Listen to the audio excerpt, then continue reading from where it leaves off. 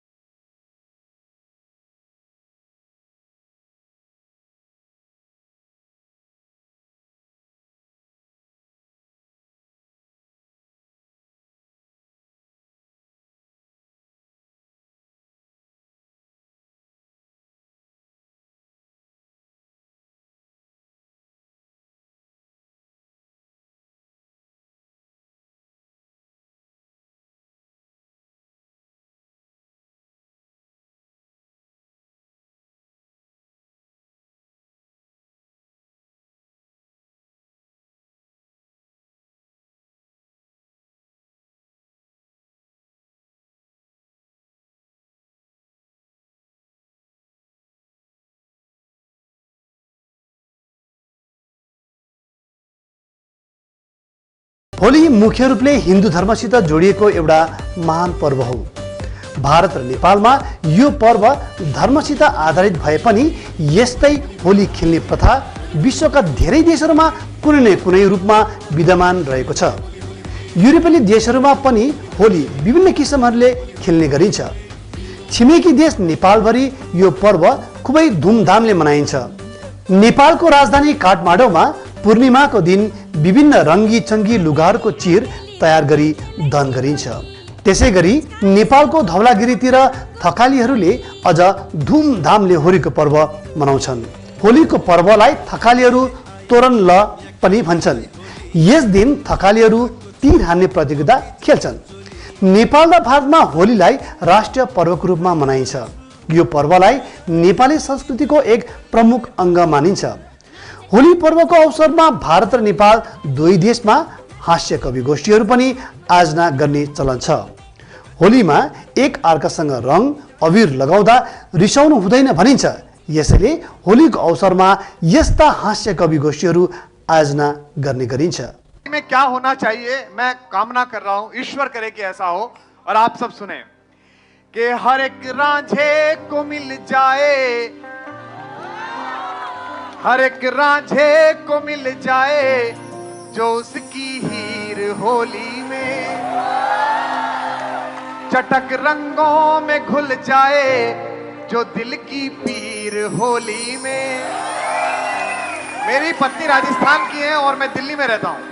और कश्मीर कितना खूबसूरत है, 3 स्टेट और 2 पंक्तियां और आप सबकी वाह पूरे हिंदुस्तान के नाम के चटक रंगों में घुल जाए जो दिल की पीर होली में। हमारे दिल की दिल्ली में जो राजस्थान पसरा है, वाह वाह वाह वाह, हमारे दिल की दिल्ली में जो राजस्थान पसरा है, उसे छूकर लबों से तुम करो कश्मीर होली। वसन्त ऋतुको फाल्गुन महिनामा मनाइने होलीको पर्वलाई रङ्गहरूको पर्व मानिन्छ। होलीको दिन मानिसहरूले विभिन्न प्रकारका रङहरू हालेर एक अर्कालाई रङ्गीन बनाउँछन्। होली खेल्ने दिन भन्दा एक दिन अघि राति होलिका दहन गरिन्छ। राति होलिका दहन गरिसकेपछि बिहान पानीमा रङ घोलेर एक अर्कामाथि फाल्ने चलन पनि छ।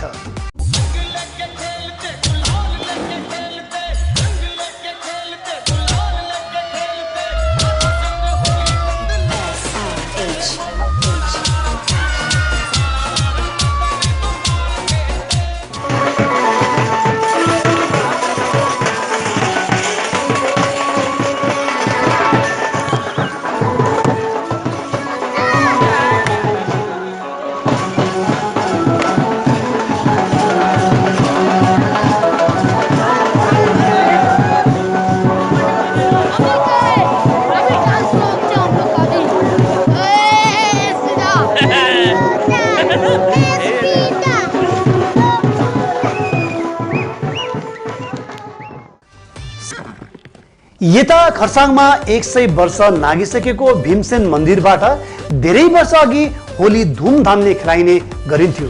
त्यसबेला होलीमा डान्डिया नाच नाचिन्थ्यो, जसलाई हिले नाच पनि भनिन्थ्यो।